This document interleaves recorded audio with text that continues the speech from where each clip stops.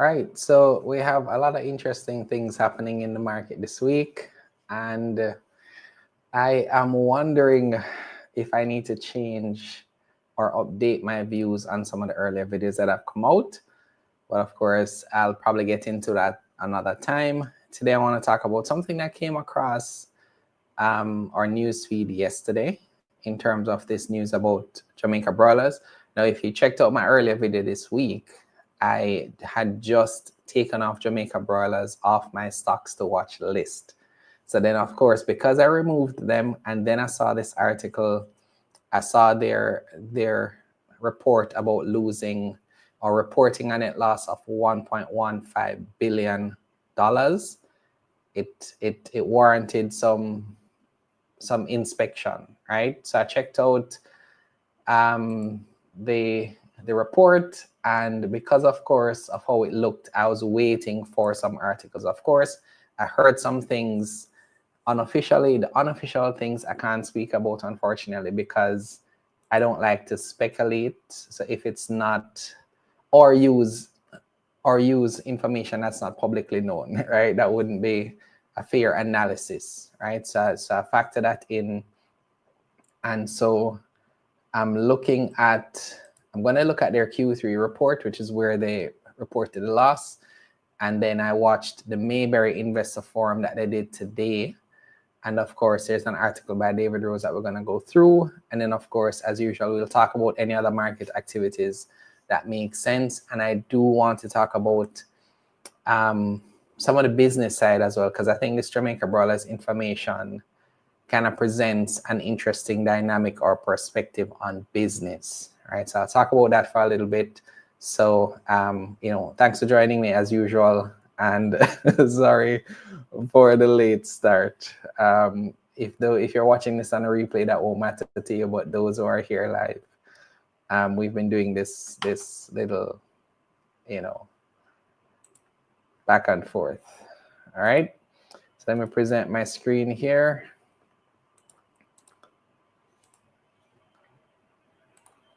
And I think we should be good to go there. Now, this is their Q3 report. And I'm going to read the note to shareholders. I don't normally read this because it's usually generic stuff, but it's notable, right? And the first thing that I noticed here is that when I was watching the Mayberry Investor Forum today, the language used was very vague. Now, I haven't read the article by David Rose yet. I'm going to read that here live on stream. But as I'm listening to the Investor Forum, it sounded like something major has happened. It sounded like there's a lot of layers and depth to it that we are yet to find out. And it's the picture that was painted by the Jamaica Broilers team. First, they mentioned that there are still some expected losses for Q4, which is the next one. And then in another conversation, he mentioned up to 2 years to see anything that could maybe move the needle for them, right? His specific words. So that tells me that they're pretty much going to be rebuilding their US operations, right? So what that means, of course, is maybe a season of less than maybe impressive results. I don't know, comparatively, right? Because they had been building to write off $1 billion, to write off possibly, half of that or more for the next quarter, rebuilding the business in the US. Sounds like it's going to be an uphill climb. Now, the good thing about them, and it's interesting, this made me think about the news about Dolphin Cove. It's made me think about some companies recently that has been either suspended or just companies we're seeing going through hardship. And I wonder, are we looking at the kind of lingering effects of the pandemic, right? Because things have kind of dragged out. And so businesses are struggling in general. Businesses don't always have availability of cash. We saw, I think, multiple companies. I think VM was one, First Rock was one, report some massive losses last year. And so we're seeing, I think this just may be a signal of maybe a bearish signal. I'm not sure. You can tell me how you feel about it, because though in one sense, I'm not worried about how I'm investing, because I thought from 2021, I've been investing for a very specific way, which is focusing on companies that generate cash and focus on companies that can pay a healthy dividend. And I found that those are the companies that investors are actually favoring more. Sure, there are one-off announcements that you may see stock prices move with, but for the most part, the companies that have done well have been the ones that have either been able to pay a dividend consistently, or they have either been building and growing in a meaningful way, right? So RPL comes to mind. They've grown a lot significantly over the past 2 years. So I'm getting a kind of bearish vibe from some industries or sectors while still being bullish on the overall market, if that makes sense. So that's kind of how I'm feeling about it the more I'm hearing. And you're seeing that where there are some activities kind of taking up liquidity, like the big bond offers out, because I think it's interesting, the timing of the NROC off of a sale. I think, we're going to see some major offers. I feel like the Jamaica Mortgage Bank is going to be a major offer. I feel like ones like maybe West Indies Petroleum may be a big offer. So these big offers coming at a time like this, when we're not fully recovered, makes me feel like maybe larger entities, certainly, government, maybe feeling the impact of what's happening, right? So I know that was kind of a long intro here, and let's go into this, right? But let me know how you're feeling about that, because I'm not sure if I may need to change my strategy. Now we're in month 3, and usually my strategy for the year, I'll analyze it maybe in 6 months. And when I say change strategy, it means I was planning to be overall aggressive this year. That's why I concentrated my portfolio at the start of the year. But especially, I haven't even touched on what's happening in the US yet, right? Which is very interesting, right? So what's happening in the US, I've already made some shifts with that. And so I'm kind of waiting to see, because I think no more than ever may be a good time to prioritize cash, because if it is certain companies or industries don't recover, then investors are going to experience more and more losses. And of course, we're seeing it with, like, for example, a company like NCB, where investors have seen steadily decline in price, and some other companies have not fully recovered in a while, right? Hopefully that makes some sense to you. Let's read for this report here. So the directors of Jamaica Broilers now released the unaudited financial results for the quarter ended January 25, 2005, which have been prepared in accordance with IFRS.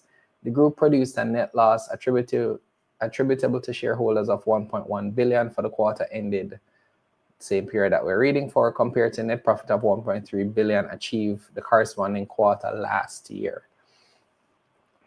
Well, let's see what the rest of it says for us. Group revenues for the quarter was 24.6 billion, a 5% increase above the 23 billion achieved in the same period. Our gross profit was 4.7 billion, a 21% decrease. The Jamaica operations segment, the Jamaica operations reported a segment result of 5.4 billion, which was 564 million, or 9% below last year. So they saw a reduction in Jamaica. The reduction was driven by the impact of Hurricane Beryl. So I think we experienced Beryl June or July last year. A lot of companies would have reported the impact of that. Total revenue showed an increase, though, of 0.5% from the prior year for the 9-month period. So from the Jamaica side, things seem to be going well. from the US operations now reported a segment result of 922 million, which was 2.1 billion or 69% below last year's segment result. Right? The total revenue for the US operations increased over the period. During the quarter, corporate management identified a number of issues related to expense management and operational controls in our US operations. This, combined with the hurricane flooding challenges in our US broiler operations in the quarter, led to lower segment results noted above. Corporate management has engaged external advisors to review the US operational controls and any implications to the financial performance of the US operations. That's where the meat of this is, right? That's where the explanation is. And let me tell you, this is, I've been in corporate since 2014, right? I had my own company before. Being in corporate, you can understand the sort of marketing or PR speak, right? And so corporate management identified a number of issues relating to expense management. Sounds like either misreporting, error in reporting, and so on. And pairing that with what was said on the investor briefing today, I think it's Christopher Levy was his name, mentioned he was talking about dividends, and he mentioned that, for example, the company's dividend policy the company's plan is to pay a dividend if they're profitable. But then, of course, talking about, of course, vendors or partners maybe saying, hey, why are you paying a dividend when you owe us? To me, that was interesting for him to say, because if you're saying that, that points to a potential either payables that are due for a longer period, issues as it relates to payments or payments being made on time. So that was interesting to hear. Again, I had to read between the lines because the investor briefing was a little vague for me, right? It wasn't really clear as to what was happening. And this number of issues relating to expense management is very broad, right? And then it also says that there was impact, of course, with the hurricane and flooding, which, of course, they can't control. And then they've engaged external advisors. External advisors says a lot here, because if they're reviewing operational controls, then that signals a very big issue, right? And so a lot to read there. Let me see if there's any news that came out recently. And I believe resignation of a director was recently. This was in February. This says, yes, this is resignation by Stephen Levy. So the company wishes to advise the board of directors has accepted the resignation of Mr. Stephen Levy from the board effective May 3rd, 2025. He has been with the company since August 2002. He has held various management positions in the company, culminating in its most recent role as president of the US operations. So if this director is resigning, and then now they're having external people coming in, issues in terms of expense management, etc., that is signaling something that either was a gross error or something that happened under his leadership that is now causing them to make this decision. So, right, I'm assuming when you see something like this, because this came out before, so when this came out, I know persons were wondering why. So the report then confirms why, right? He will now oversee the company US operations during this transition period. As Mr. Levy leaves to pursue other opportunities, we pray God's blessing upon him and his family, right? And again, if you kind of understand corporate speak, you can read between the lines there. All right, so let's look at the profit and loss for the 9 months. So I'll focus on the quarter because of how we're seeing, well, I want to see where the major loss came from, right? Which was not there previously. Was it admin and other expenses? It seems like I'm looking at Q3, which is the first one here. I spoke about revenue, cost of sales, actually higher. So gross profit was lower, 4.6 billion here. Then admin and other expenses. I'm going to check if they broke this down. Let me see that. Admin and other expenses. I'm hoping they did. I don't think they might have here. So might have to wait for the audited numbers to see. But it wasn't broken down here. Yeah. So it seemed like maybe it was just kind of this is the main reason for the loss, admin and other related expenses. So there's something that we're going to see for the next report or the audited numbers, which will explain this, because they would have to give the breakdown for the year in the audited numbers. So that's where I'm expecting to see it. So finance income, finance costs increased over the quarter, but for the year, it's just maybe about 50 odd million higher. And then they have their net loss here where they made a profit the previous period. And of course, that had a trickle-down effect for everything there. In terms of their balance sheet now, let me see. I'm just looking for any major change here, because that's really, I'm just trying. So usually when we see something that is kind of standing out on the P&L, we look for anything that stands out on the balance sheet as well. That's why I'm not going through this line by line. And usually we don't do this for this type of video here. And I want to get to the article as well. So, I mean, most numbers here. So borrowings have gone up based on the year before. That could be for, again, we don't have the details here, so we'll see, but that's about a 6 billion? This is in thousands as well. So 6 billion more in borrowings, so their debt would have increased here. Payables are at 15 billion, taxation payable, and there was something mentioned about the taxes as well, right? It sounds like there's a lot of kind of administration overhead coming. Christopher mentioned, like, based on what has happened, you know, auditors are going to be a little bit more detailed in their report. So it just seems like there's a lot of things to work through for them, right? Okay, so let's go to the article that David Rose wrote. So, well, let me look at the share price first, because in the last 2 days, we've seen the stock fall, right? And this graph looks familiar, right? This is what we saw for other companies that would have had bad news in the last couple of months.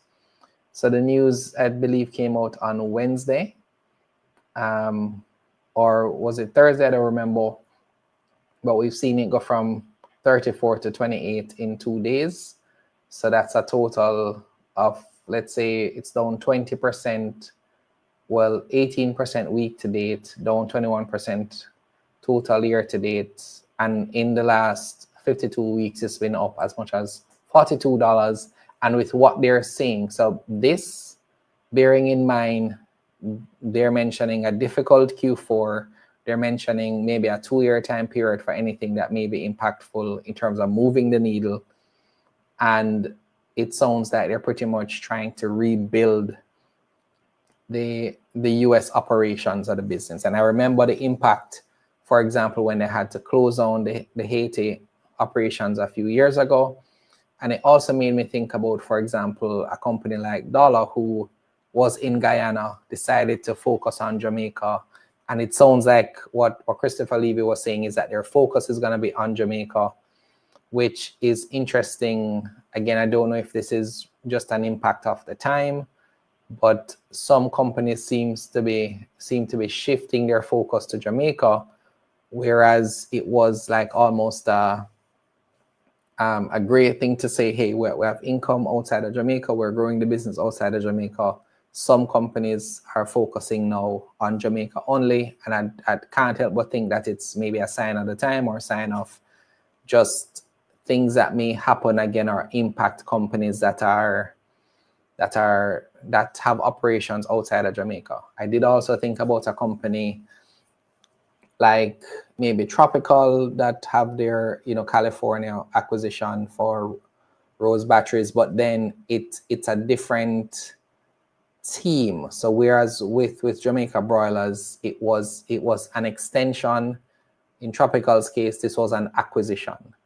It also made me think of a company like L.E.A.R.N Trading, who spoke about a difficult period last year in terms of supermarket that they bought. They had to do a whole bunch of renovations and stuff like that. So I'm just seeing a pattern, and again, I don't know if you're seeing the same thing, where some companies that have operations outside of the country may have some challenges in kind of managing the cost. So when things are good, when the opportunities are there, they're able to really bolster and shore up their revenues and profits. But when things go really bad, it costs them more, and so of course that's going to reflect on the bottom line for them, right? Hope you're tracking with me. So let's go to David Rose's article. It says the shares tumbled, wiping out 3.5 billion or US 25 million in market value, and of course it would have gone further since. And I look at their market cap later, right? So in response, the group revealed at a private briefing to brokers and media. So I heard about this. This was when, again, just kind of explaining how these things normally work to you. When you see something like this, I think on the same day the report came out, they had the private briefing. Anything that's held private signals like damage control. It signals, wanting to have an input as to the narrative, ensuring that person's it removes the speculation for the media and brokers so that they know what to tell their customers, so that the media knows how to prepare their articles. The fact that it was private, though, I didn't necessarily think you should have a private briefing for a public company. And I thought that shareholders should have been invited to this meeting as well so that they can ask their questions, etc. And for the investor briefing on Mayberry's forum today, I saw maybe like 20, 25 questions in the chat. They maybe answered 5. So there are a lot of questions still left unanswered. It did make me think about Dolphin Cove as well, and the fact that it took them maybe a week to respond when their news came out. And so there's this kind of thing now where, again, it's going to be so critical for companies to communicate. Now, everything may be fine. They may have a plan. They may have a plan to recover, because usually by the time the public hears, it's probably either a couple of weeks or months in the company, right? That's also something that I've learned, where there's usually something that companies are going to typically make a reveal when they have no choice, right? Unless the news breaks or something. But usually that kind of thing, you want to kind of push back bad news as far as you can.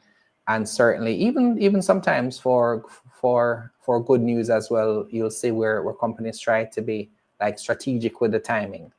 Because I would almost, if I had more time here, go back to the Q2, see what they were saying, see what assurances maybe they were giving in terms of their outlook for the year, etc., just to see if there's a shift in tone.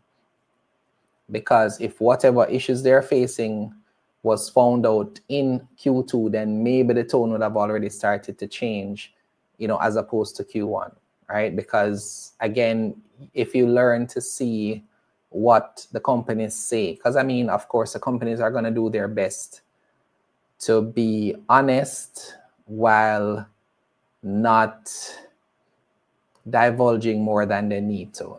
I hope that makes sense to you. So you have to kind of understand the corporate speak of it, right? So on Thursday that it had changed out its entire management team in the US in a swift move to restore confidence with vendors and stakeholders. I wish I had read this before I did the reporting, right? So what this is saying is that they changed out their entire management team. That is, so this is definitely then a controlling of the, well, not a controlling, but wanting to have input on the narrative, because if you change out your entire management team to restore confidence with vendors and stakeholders, and then you also say that there was errors in expense management, it kind of leaves you to make some assumptions there, right? So the third quarter loss came as a surprise to many investors, as the company has historically reported profitability every quarter. However, signs had emerged in the prior weeks that things were not all too well at the poultry company, and the company, which always reported its quarterly numbers on time, published a notice that its quarterly numbers, which were due on March 11, had been delayed and will be out on March 19. However, another delay notice was filed. So this is sometimes a warning sign, right? So, and I say sometimes because there are times when a company will have a delay and they'll say something like, because there's been this ongoing issue with auditors, right? There was a shortage, I heard maybe a year and a half ago. Companies have kind of said, you know, maybe they're working with a set pool of auditors, or some persons aren't available, so the audit process is slow sometimes, or the process to, well, we're not even talking about the audited numbers here. These were just the quarterly numbers. So this delay for them, which based on what David is saying here, they're known to do it consistently and on time and so on. So that would have been a warning sign in the sense. And again, it's something that you have to, well, I see your comment, Ezekiel. And so it's interesting, right? Because persons don't always have trust for companies, especially if they feel like they're not being transparent. But having worked in corporate for international companies, for local companies, for large companies, and we work in investor relations in terms of, you know, learn, grow, invest, we understand that you have to choose your words wisely, but the words you choose can either, because you want to strike the balance. You want to be transparent, but you don't want to send investors in a panic. I think some companies are afraid of, because there are times if a company comes out and says, we made this really bad error, something really bad happens, everybody may run for the hills, and then it could be that they have a viable plan to get things, you know, sorted. But there are some persons who take the approach that, hey, just tell me everything, tell me as it is. I want to deal with it and make my own decision. And then there's also a perspective that just kind of give small doses of information. And I look at it even sometimes, you know, government shares information, right? Look at how they dealt with the SSL incident. I just got the feeling throughout that whole thing that the government knew more about it, but we didn't get all the details, or some details were kind of sliced up. So they gave you in very small bites, rather than just saying, hey, there's a massive fraud here, we know XYZ. And so it makes it very, very risky, I think, because people speculate, the truth gets morphed, and so you have a whole lot of stories out there that the average investor won't know what's true or not. And that's a dangerous part here. But of course, the timeliness of the information is also a factor, and some other things, right? So while investors might have smiled at the 5% rise in top-line revenue growth for the third quarter, they were quickly greeted with a surprise as they swung from a 2%.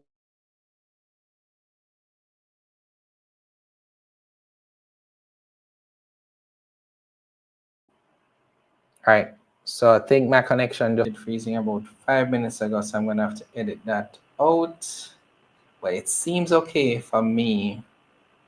Let me know if you're able to hear me. And yeah. Okay. All right. Seeing me and hearing me? Hopefully it's not too delayed.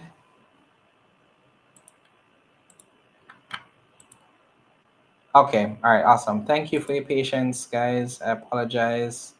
I will not say the name of my internet provider, but for this internet provider, whenever it's cloudy, it does not work, is all I will say. All right. Because maybe they'll sponsor me one day. Who knows? All right.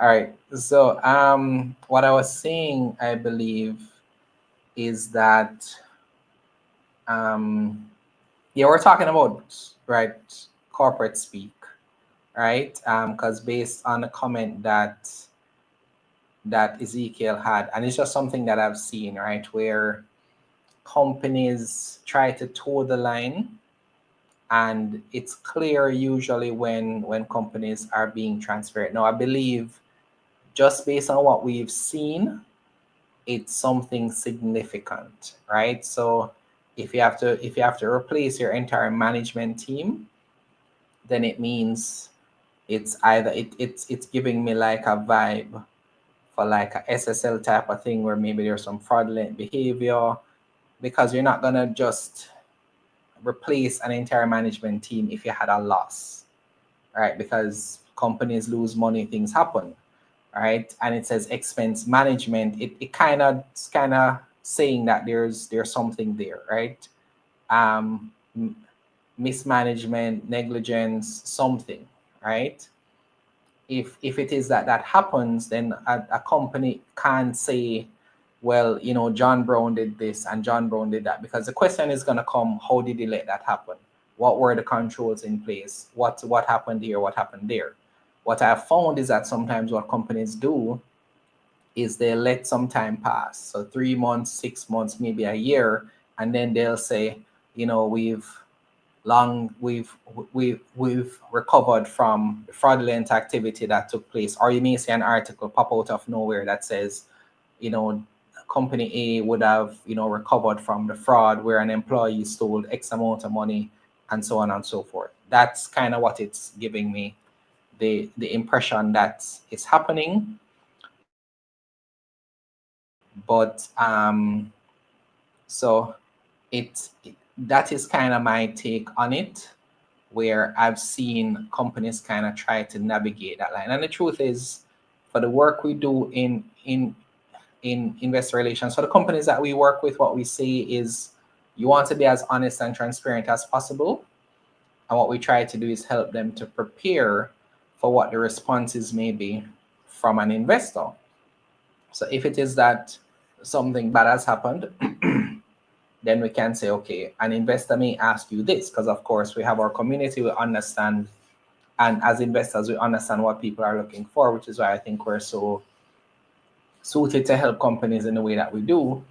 We'll say to them, well, this is going to be the response from what a company is saying, from what has happened to you, and so on and so forth. So the point I'm trying to make here is that there's a balance that you can take, and it is good when yeah, you're right here, Trivia. So it could be that they they identified something, they made a judgment call, and then they investigate. So maybe right now there's not much to say at all, right? And that's also very true. It could be a case where they don't know enough to share much. They just know that there is discrepancy and they can't do anything about it. They just have to make the corrective action. Maybe they replace the entire management team because it would not look right for them to stay. And if you keep some and not others, it may show a different kind of thing. So it's just simpler, cleaner to just say, okay, everybody associated with this thing, you're out, bring in a new team to help restore the confidence, to say, hey, we had these issues, we're working through it, give us some time, we have a new team them to get up to speed, and then we can right the ship. This is our plan, etc. Right? That's the impression I got from this line here. Right? It says swift move to restore confidence. which says that confidence was lost, right? So after accounting for finance and income costs, they reported a loss before tax and contrasted that to the year before. So a quick glance into the company statement to shareholders by Robert Levy and Group President Christopher Levy revealed that there were issues related to the USA operation that required external advisors to review operational controls and any implications to the US operations. As I said, that was a flag to me as well. The fact that you have to take in external advisors, then it could be there could be investigating, right? So it may not just be advisors, but either auditors, investigators, etc., to try and figure out or to diagnose what has been happening, right? So when asked by an analyst what was the catalyst for them to review, the group CEO stated, I think where we started to get concerned is that we were seeing when profit being generated wasn't matching the cash. When we put our foot down, we brought in an external third-party auditors and a team from Jamaica led by Lennox China, and we honestly just started tearing through the business. As we got kind of deeper into the business, we said this wasn't adding up, and they started to get even deeper. What we realized is a lot of what you're seeing here is just stuff that was not being posted into the system when it should have been. Okay. That is a lot to diagnose as well, right? So let me tell you how I'm looking at this now, right? So when profit isn't matching cash, right? Because I share this with you guys. But I used to work in surveillance, right? I actually used to do surveillance cameras, and I would work with companies to kind of shore up their security and wire the systems for them, set it up for them to be remotely, etc. So I spoke with clients in the past about understanding security, diagnosing issues, etc. Actually also used to teach accounting. So I used to train persons in using QuickBooks, accounting software, systems, etc. When you say profit being generated not matching cash, is that maybe looking at the bank account and it says $10, but the report and the profit saying $30. So $20 not there, right? You're looking at maybe how much raw materials you're spending on, because the raw materials expense should lead to a certain output. So you spend $5 on raw materials that should generate $30, but then you're still seeing the $10. So you're trying to figure out now what is happening. And it says that when we put our foot down, which means it was a while that they were having the concern. So something was off. Maybe there was some type of discrepancy. They said, okay, they got an explanation. They said, okay, cool. And maybe the USA operations were dealing with the issues and they were trying to resolve it, but they maybe didn't, reveal it in time. And then, things that, again, as you hear me doing here, speculating because we don't know, right? So when we put our foot down, we brought in an external third-party auditors and a team from Jamaica, and we started to go through the business. As we got deeper into the business, we said this isn't adding up, and we started to go deeper. What we realized is that a lot of what you're seeing here is just stuff that was not being posted into the system when it should have been, right? And again, based on my background, I used to help my father run his business, right? And I'll never forget this story. It relates to chicken as well. That's why I'm sharing it. My father had an employee that was taking out the bags of chicken, putting it in a box somewhere, to take out the box, to throw it as garbage, and then from the garbage take out the whole bags of chicken and selling it to people, right? And I thought that was very, very interesting. It was an interesting thing to do. Another employee was taking up, so he had a retail store. So in this retail store, persons would of course buy and sell. So let's say you buy something for $80, you are supposed to get change. I don't give you the change, or I take up more change from the register than you need. So let's say you're supposed to get $20 change. I take up $40. I give you 20, I keep 20. And then that $20 is stored somewhere. My father found like bags of coins, like $20 coins. I think it was a couple $1,000 worth of coins, because the employee was siphoning off things, right? So the things that I've seen in business it's crazy, right? And when you're in a whole different country, you can't always watch and see, because if they were there in person, certain things could have been audited. And again, this is why it makes sense why the entire team had to go, because of course, if it passed, if it missed so many checks and balances in terms of protocols or management, then either persons were being negligent, or they just completely missed what was happening. So I guess that makes sense now, right? So during the discussion, they had a 13 million loss in Q3. That's US, which was related to the group now recording a lot of invoices that weren't previously accounted for in previous periods. What is that? That is what resulted. I don't know what's happening to me there, in the group's operational expenses, distribution, administration, and other expenses jumping from 3.7 to 5.2. So again, and this is why you kind of read through, right? Because usually what is said in an interview, you get a particular version in the article, right? So it says here, or what this is saying is that there were expenses not being accounted for, vendors going unpaid, because remember earlier in the article it said it needed to restore the balance or restore the confidence of their vendors. So maybe a vendor gives an invoice, that invoice is not being entered, that vendor has been waiting for their money 3 months, 6 months, not being paid, and maybe even a payment was supposed to be sent to them and the payment never made it to them because it went to somebody's account, right? So they had to now still account for all of these expenses because these persons need to get paid, right?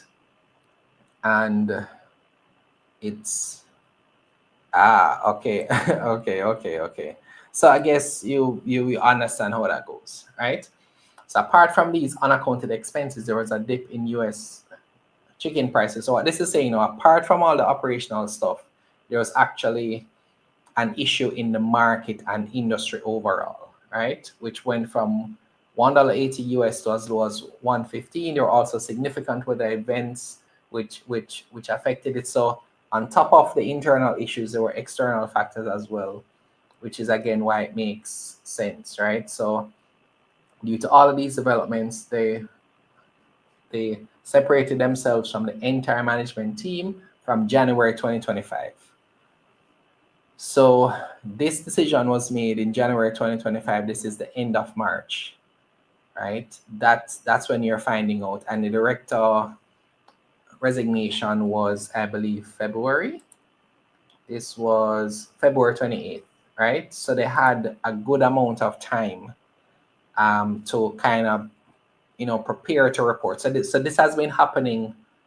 So if the team was replaced in January, it's pretty much a whole quarter since they've found out. So this is why I'm curious to see what they would have said in the Q2 report, because this appears that they might have known about this for a while now, right? So this is second quarter, because I would just go through this maybe in my spare time, because I would love to see when the tone changed.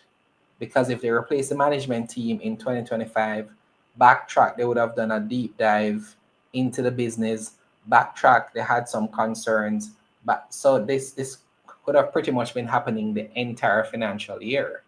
But they might have continued reporting because, hey, we're getting these numbers, let's publish them. So you really don't know what's happening here, right? So due to all these developments that I've read that part already, He will be officially departing as director and employee effective May 3rd. Stephen Levy is the brother of Group CEO Christopher Levy and the son of Chairman Robert Levy. Robert Levy is the son of JBG co-founder Sidney Levy, who formed the company back in May 1958 with some other co-founders there, right?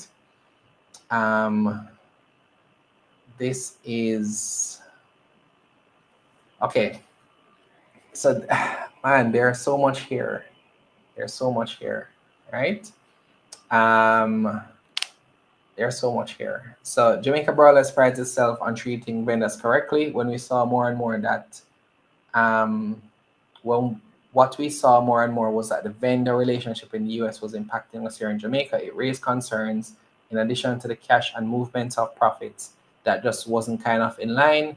China said in relation to one of the events that triggered the review by their Jamaican team.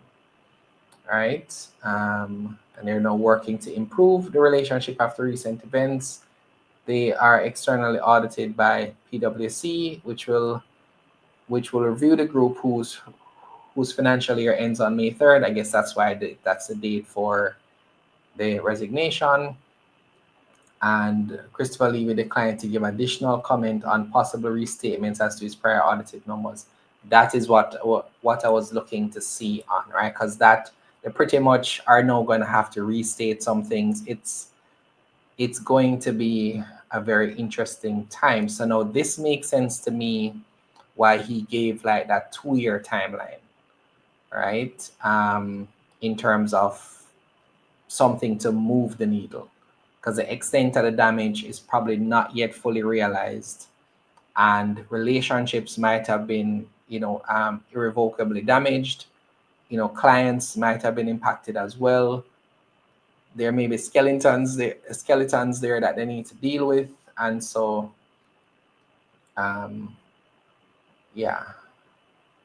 So we're looking at the opportunity of consolidating into a true complex in South Carolina. The numbers there can increase the profitability of US by a third.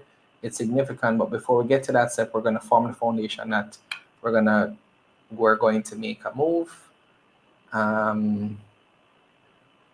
Okay, this looks like a photo of the session, and I think that was it. So I understand their situation, and I don't think I'll have time to talk about anything else today, but I do understand their position only because, again, as I said, I've been a part of a company where its employees either mismanaged or stole, and you usually have suspicions, meaning I looked at my father, and my father was able to, because he would say to me sometimes, I think so and so is doing something. I'd say, well, just talk to them, let them go, let them pay back or whatever. But the thing is, usually you, as the manager, you look at something seems off, you have a suspicion, so you try to kind of track it from afar, and then things get worse and worse, and then maybe after a couple of months you're like, okay, this has to stop. Because usually if there's no infrastructure, because again, look at the SSL situation where there were warning signs but nobody did anything. And so from the outside we can say, well, if something is suspicious, just shut the whole thing down. But at the same time, I guess you have to manage that, because if I suspect somebody and they didn't do anything wrong and I accuse them, I can be sued, especially if I'm the management in the company. If I accuse an employee of stealing and they didn't steal, that's going to cost the company as well in terms of lawsuit or something else that may come out of that. So, yeah. All right, guys, let me see what you have to say. So Paperplate said, could it be a merger gone bad? The board may remove management if that merger didn't happen how they intended. I don't know. I'd have to look back to see, because I know they have multiple locations in the US. So the management team for the US operations, it may be that it was one specific location, or the management, or maybe the HQ. That's what it kind of seemed like. Yeah, Shells, it seems like money got stolen for sure.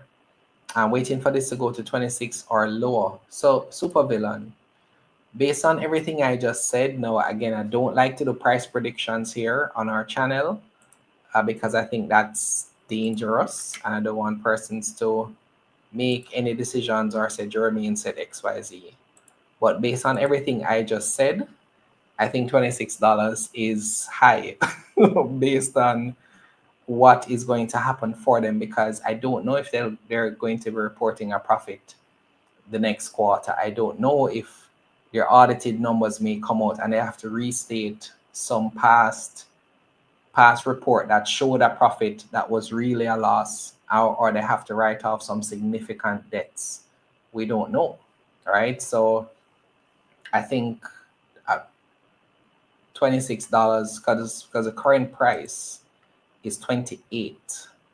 So what you're saying, waiting for this to go to $26 or lower, as more information comes out, the price is going to get lower and lower, as if they are going to be reporting a loss for multiple quarters, that's going to impact investor confidence as well. So there's a lot there that is left to. So CEO did say one thing, that it may present a buying opportunity, which I would agree once you have more information. So personally, if I am an investor, I'm looking to see the audited numbers. I'm looking to see the audit report. I'm looking to see another update, maybe the AGM or something where you can ventilate, because you are going to have a big risk here where, of course, I hear the traders saying, well, they're going to look for maybe an opportunity to get some short-term gain. Maybe if it sells off too much and then persons start buying because the prices don't, maybe get a 20-30% in the short term. But as a long-term investor, you may have a couple quarters or maybe a year of the price steadily going down due to how things may unfold for them, right? Because uncertainty is certainly there, and so it's literally a day or two old.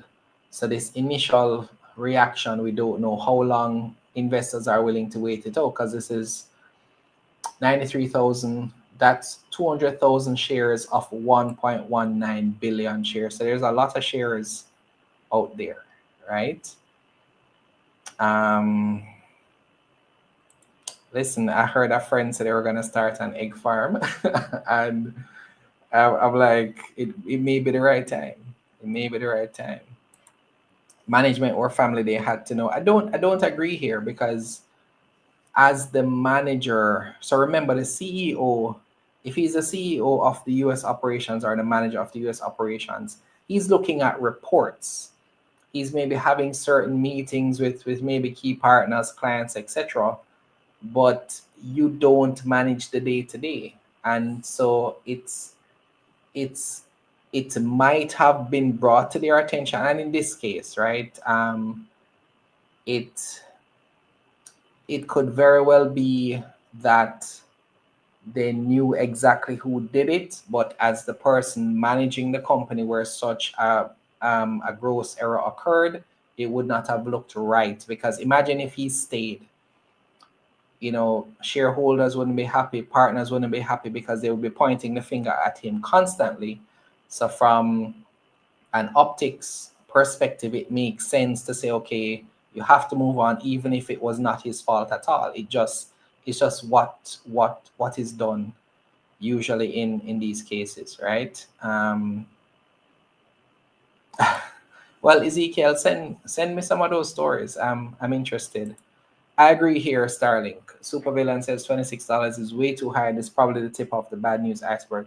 I wouldn't say the tip of the news, but we need to get more clarity into the news, right? Because David shared a fair bit there. I'm assuming other articles will come out, because it was media who was there. So we haven't seen a cleaner article yet, or Loop, or Today, which may have different pieces of the same story.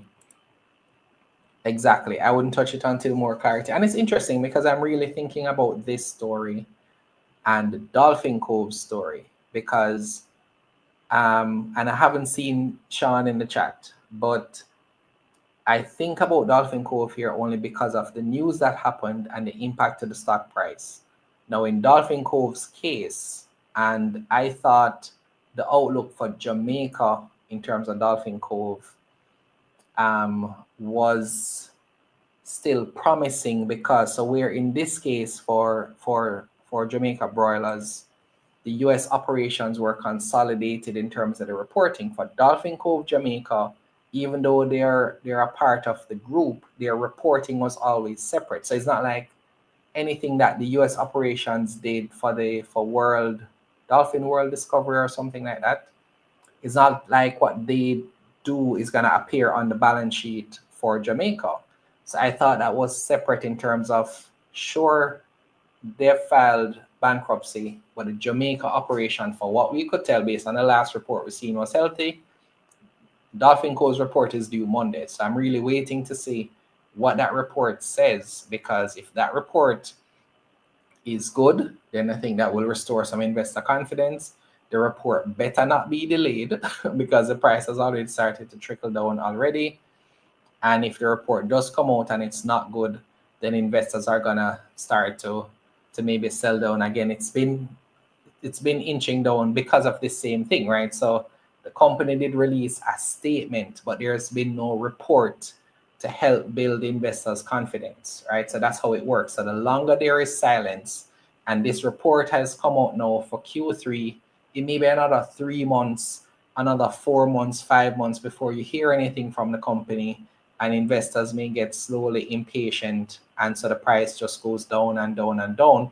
So if it takes 4 months for another report to come out for them, this price of $28 maybe below 20, or 18 or 19, because of how long it may take them to communicate anything else to investors, right? So they have had virtual agent. I think theirs is usually in person at the location, though, at their location. If I'm not mistaken, a large number of the USA management team was a part of the Jamaica team that moved over to the US when the operation started. Okay, I never knew that. Financials should be deeply impacted. This was such a profitable operation. It was profitable on paper, is what they're saying, right? That's exactly what they want to be understood. The family, the group, my opinion. One thing Germany is gonna do is it's gonna run for Sean. You will never. No, so no, man. Me and Sean cool. I just want the same. You know when they say keep the same energy, I want Sean to keep the same energy for every company. That's what I want Sean to do. Right? Keep the same energy. Sullivan is saying, I was midway in my research thinking that this looks good, only to see this a few weeks later. The importance of not investing hastily cannot be ignored. And this comment made me think of a scripture: wealth built hastily will dwindle, right? Amazing scripture, and something that I learned many years ago. But it was just interesting for me that they were on my watch list, and there was something about the company that I didn't take to. And it's interesting because I am a Christian, and so the fact that the owner and the leadership are Christians, that was always something that attracted me to them. No, I'm not saying anything about the faith of the owner or the founder or anything like that, but I'm just saying me blindly choosing a company based on my faith is clearly not the right way to do it, right? It's just logical. Now, I know about the work that they do as a company in terms of their charitable donations and so on. So they have a reputation for that. And certainly, I don't think that you should make a general association about the owner or the company based on this event. Now, it is something that happens a part of business. Trust me, I've run my own business. I've had an employee go to purchase something on my company account at a distributor, sell it to one of my customers, and it's after the employee left the company, the client is coming back and saying, hey, I need help with this. And we're like, we don't have this laptop in our system. only to find out that the employee sold the laptop. I made it seem like it was sold from the company, and I was the one managing the company. I was there every day. So things can happen that you don't see, that you don't know about. It's just that the size of it sometimes is just bigger for some of these companies. Yeah, so let me find that scripture for you. Wealth builds hastily will dwindle. It's Proverbs 13:11. So Proverbs 13:11, right? So they were on my watch list too. I went with another manufacturer, shocked by what has happened. April is going to be my most profitable dividend month since I started investing, the power of regular investing. And listen, guys, I have not spoken about Trans Jamaica. No, I am going to have my most profitable dividend month as well ever. In 1 month, right? Not overall for the year. We'll see. But it'll likely be my best year ever as well. Meaning I may very well get. I don't think I want to share the number, but I feel like doing a dividend video like Demetrius and just say, how much I've made in dividends. But I always feel so kind of weird doing it because it's simple. When you say how much I got in dividends, you can just do the math and calculate how much I have in shares. When you say how much I have in shares, you calculate the value of my portfolio. Calculate the value of my portfolio, be like, yeah, man, Jeremy, so on. So I don't want to do that, but it's gonna be a good year for dividends, certainly for me. Listen, right? Anyway, guys, I'm gonna share something. Let me see if I can share it on my screen here. We're doing an awesome giveaway tomorrow. Now, I thought this was very interesting. So, a member of our community is bought 2 VIP tickets. I won't say their name because they asked to remain anonymous, but they are donating 2 VIP tickets for our upcoming conference. And their only ask is that it's done for members of the challenge community. So for those who are watching, you have an opportunity to join our challenge. For tomorrow, we're going to be talking about, of course, what the outlook looks like in terms of the rest of the year.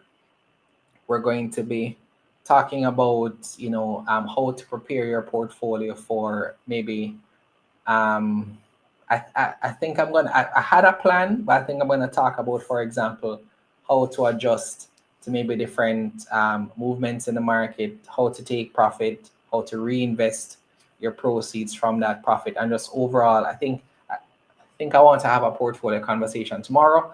So we'll give persons time to join, and then maybe do the giveaway about halfway through. So we normally go from about 7 to 8:30, 9 o'clock the latest. So we'll do the giveaway maybe around 8 o'clock tomorrow, but it's 2 VIP tickets. So if you don't understand here, VIP tickets we're selling for $500 per ticket. So this person is extremely generous. I was floored by the generosity.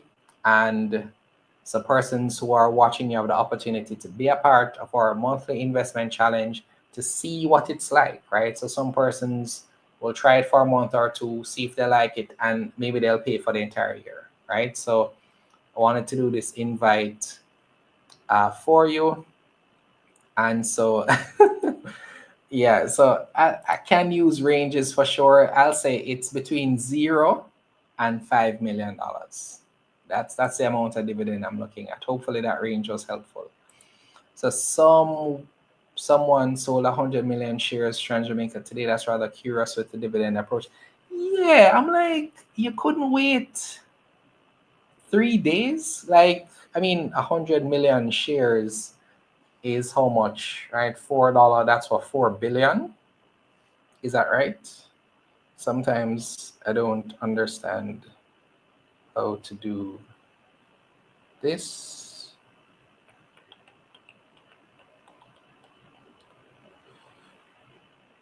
Don't. I can't do math sometimes, right? So bear with me. 100 million shares, and it's $4, 400 million. That was so easy. My gosh. So morally, they're one of the best companies in Jamaica based on their business practices, the manner in which you're treated. Thank you for this, because I've heard this as well. And as I said, I've experienced and heard, testimonies of their generosity, etc. as a company, right? So as I said, I wouldn't use this to paint a different picture of the company, because the company has a different track record for sure. Okay. The beauty about portfolio wealth is that people can't stick you up on the road and rob you. I'm in an international investor group where people link their entire. So Shells, how you have a group like this and you don't share it with me? I don't understand. You're not being cool. And stock will fall after the dividend is paid.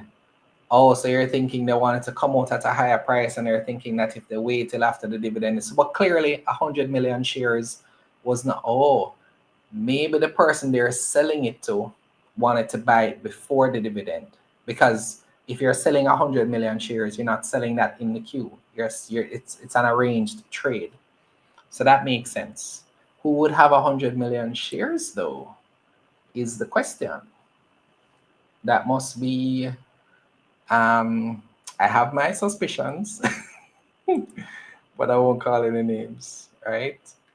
Guys, I will leave it here and just remind you all of the giveaway tomorrow. The tickets for our conference still available. And so let me just do that before I close out this video. Guys, the conference is in 2 weeks. 2 weeks. I'm looking forward to it. It's going to be an amazing event. We're still have tickets on sale, and the pitch competition is closed. We got, I think, 35 awesome pitches. We're going through them now. So if you submitted a pitch, wait for confirmation sometime this week. That's coming, because we're going to have a session where we'll prep you, or I think we're going to select the 5 best pitches that we received.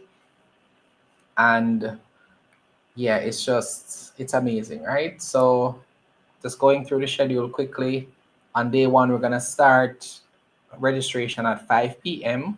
Sessions start at 6. We're going to talk about overcoming the challenges of entrepreneurship. Now, we spoke about a challenge of running a company for this entire video. So overcoming the challenges of entrepreneurship, persons can get burnt out, discouraged. I don't know if I told you guys, but I had a company that did probably somewhere between 60 to 100 million in sales, and I had to close down that company, right? So I've been through a lot of challenges in terms of hardship as an entrepreneur. Last year was a difficult year for L.E.A.R.N. Grow Invest. Did we lose money last year? Yes, we did. Our financials, we lost money last year, right? As a company, due to a shift in our business model. So if we were listed, we had to pivot, and we'll probably have to do a call and inform our shareholders XYZ. So we had to do a major pivot in terms of our business model, etc. But we're going to talk about that, right? Overcoming the challenges of entrepreneurship. Then we have the pitch competition, 5 pitches, 3 winners, mentorship, so on and so forth. Then a business mingle, which is going to be awesome, right? You get to meet other entrepreneurs and investors. This is where, guys, if you are an investor, you're looking for some private equity opportunities, you're hearing about the businesses. So this is what I'll probably do. I'll do a video to help you to know how to have a conversation with somebody for a private equity discussion, right? So if I meet somebody with a business, I'm asking them specific things to get insight into the business, and I'll always say, they can say yes or no to it. Are you looking for investment?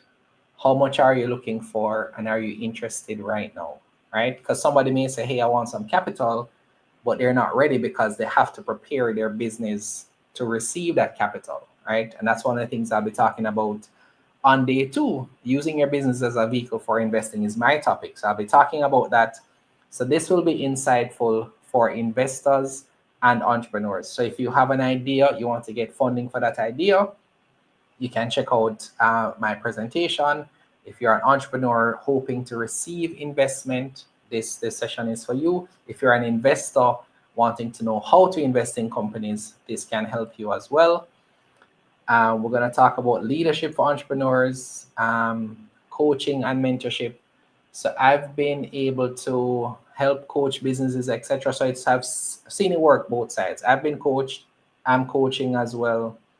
Content creation, of course, I have a love for that, being a content creator myself. So we're going to talk about how either businesses can leverage content creation or how content creators can operate as entrepreneurs, or a mix of both. Effective sales strategies. Now, if you have a company, you have to learn how to sell. But interestingly enough, sometimes persons focus on the technical skill and not the art of selling, right? So Jared is awesome. He'll help us with that. Kevin is going to talk about the power of recurring revenue. And this is going to be a game changer for businesses. Our two keynotes here. So Blue Maho Capital, David Mullings has come on as title sponsor. And then he's going to be talking about investing for the long term, and then key decisions for business success. This is going to be like, think of it as everything you'd want to hear to grow a business from Julian and Kirsten Saunders. And our VIP members will be getting a signed copy of their book. So we have some VIP tickets left. We're giving away 2 tomorrow. I think we have 20 left. I'll have to check, but we have about 20 left. So there's still a 20% discount on tickets. Start time for the second day is 8 a.m. for the VIP breakfast. And then the sessions start at 10. So if you're a general attendee, it's 10 a.m. for day 2. But if you're VIP, go to bed early the night before and join us for a special session. I can't say what that is because it's just for VIP. And then we have a virtual presentation here, but we're going to have more. So, protecting your assets. So, for example, how to register a company, where to register it, how to ensure that you have proper estate planning in place as an entrepreneur or even an investor, right? This can help both of you because, of course, we're doing the conference for both, right? So here's what I'll say as well. If you are not an entrepreneur and you know somebody who runs a business, tell them about the conference as well, right? And these prices that you're seeing here for tickets, they're actually 20% off, right? So if you use the code LGI20, you get 20% off until Monday. If you're in the challenge community though, you have a special code that you can get it 30% off. And as I mentioned before, if you join the challenge for tomorrow, you have a chance to win 2 VIP tickets. So if you already have a ticket and you win the ticket, you can transfer your ticket. If you, yeah, so I'll just say that part. And I think it'll be a great time for tomorrow. So I'm looking forward to Kayla Moore. My one-on-one will be soon. Okay, cool. I'm ready whenever you're ready. And Raquel, that means you're planning to buy your VIP ticket. That's very good. It must be institutional money, or maybe it's Sean with his 100 million. You know who you need to bring on? Seasoned life insurance agent. How you work at such a... Listen. I've been trying to think about that. Meaning, so far, so I think everybody knows here that I work at Sagicor in their data and analytics department. And I don't know, right? Because you guys can let me know. Give me a feedback in the comments, especially. I've always wanted to cover insurance, some of the products and services of companies like Sagicor. That was a part of my motivation for working there. But will it feel too on the nose for you guys? Meaning, will you feel like I'm being biased or pushing Sagicor? Because that's what I've tried not to do. So you let me know. Are you interested in that content? Tell me. Because I'm only going to do content that you're interested in. No, I'm interested in everything that relates to to growing, managing, and stewarding wealth. But I know not everything is for my audience. So if my audience is not interested, I'm not going to do it. So you guys let me know what you think, because I can do some content with Sagicor. I have access to them now. I work there every day. So let me know. All right. I do agree. I do agree. Now, the beauty of working at Sagicor, I have health insurance, because as an entrepreneur, I did not have health insurance that was affordable. I was paying $20,000 a month for insurance for me and Renee. There was no pension in place because, of course, as a company, well, I prioritize investing directly over pension, but now I have my pension again. I haven't had one in years. And the benefits are actually pretty good, right? So benefits in terms of loans, even though we're trying to clear our debts. I'm not taking on any debts, but the team, what we call, I guess, team member, where if you're a member of Sagicor, you get different benefits. Those are very good. I'm very right now I'm exploring all the different options, right? So it's been good so far, right? And I think I told everybody as well. Last thing I'll say, I already told everybody, you should know this by now. I am planning to become an independent financial advisor. That's something I've been working on. I need to get my fit and proper done. I don't know how that is done yet. I haven't started the process, but that needs to be done and some other things. And then I'll be able to announce to you when you see a video that says I became a financial advisor, then you know it's final or it's about to be final. And then I'll start being able to tell you guys what stocks to buy. and the disclaimers stop. All right, the disclaimers will stop right there, and I don't have to say anything like that in the future. So yeah. In 2022, I met the Sagicor guy. He's always on the Gleaner. I'm assuming that he was the top guy there. When I say it's payslip. Okay. Oh, 2002. Okay. All right. So when you say you are a young bird, I thought you were a young bird already. You're making me think you're an old bird now, Shells. Because I always imagine you as your photo. So I'm thinking of you as like somebody, early 20s and so on and so forth based on the image, but you're making me feel like you're probably a little bit older.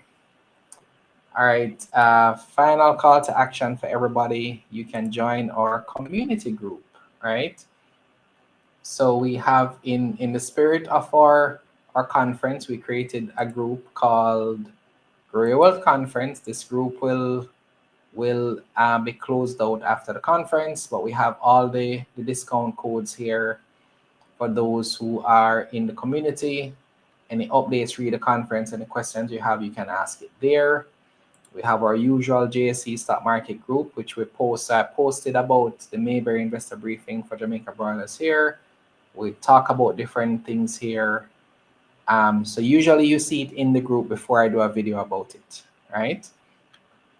And we have our meetups and stuff.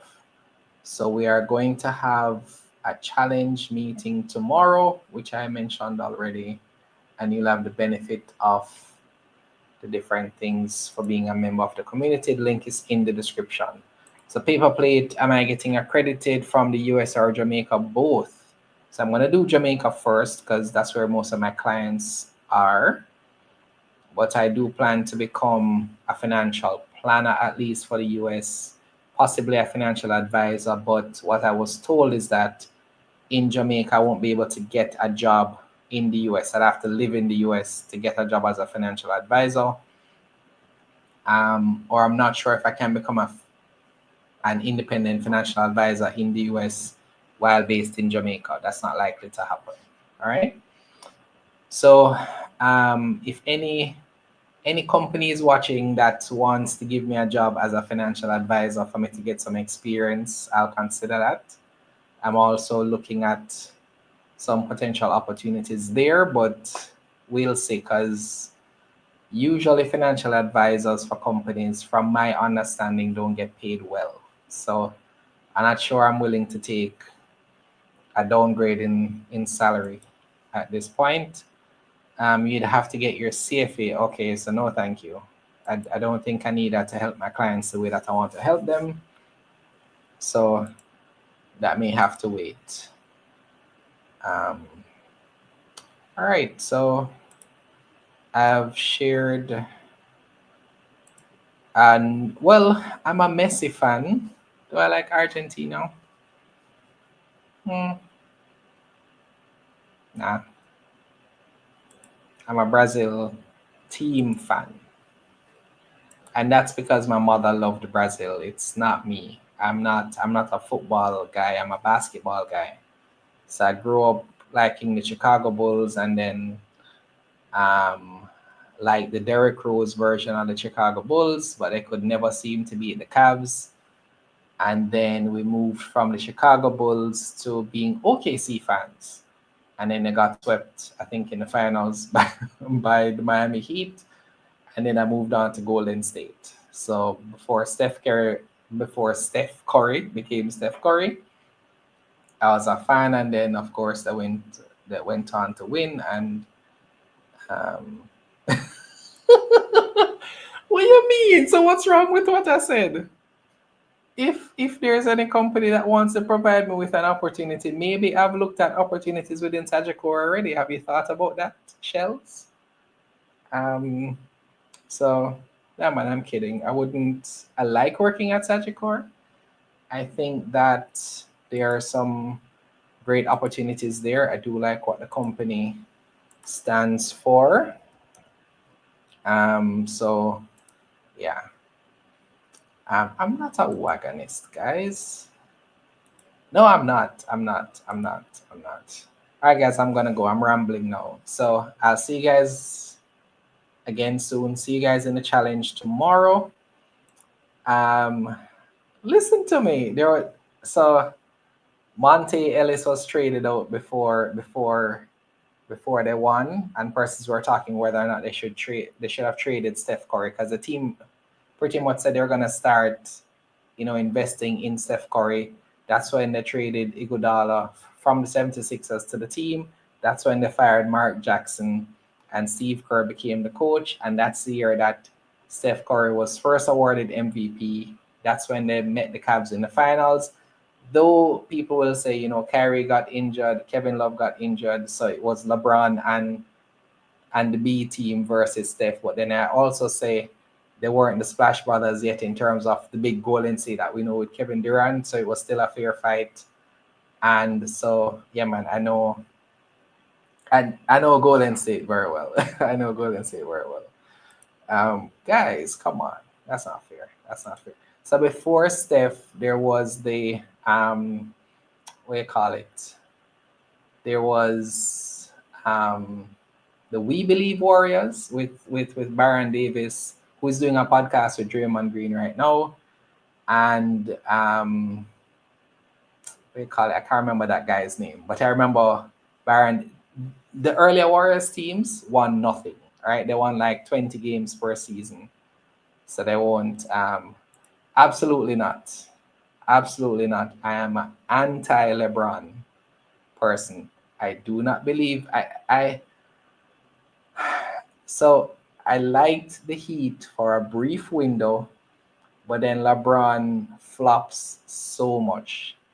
He flops. Like there would be a season, like I'm watching him play, and you literally you go past him, he would fall on the ground. So LeBron is not, no, no. All right, guys, I have to run. My family needs me. Have a good weekend. See you guys in the challenge tomorrow, and take care.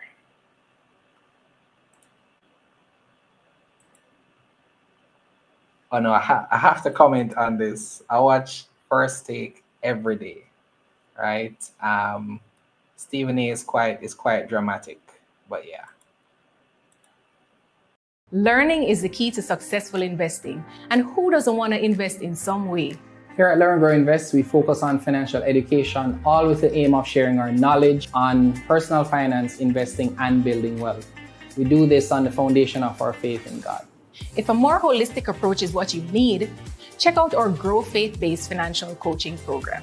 Find out more about us at learngrowinvestclub.com and follow us on all social media platforms at L.E.A.R.N Grow Invest.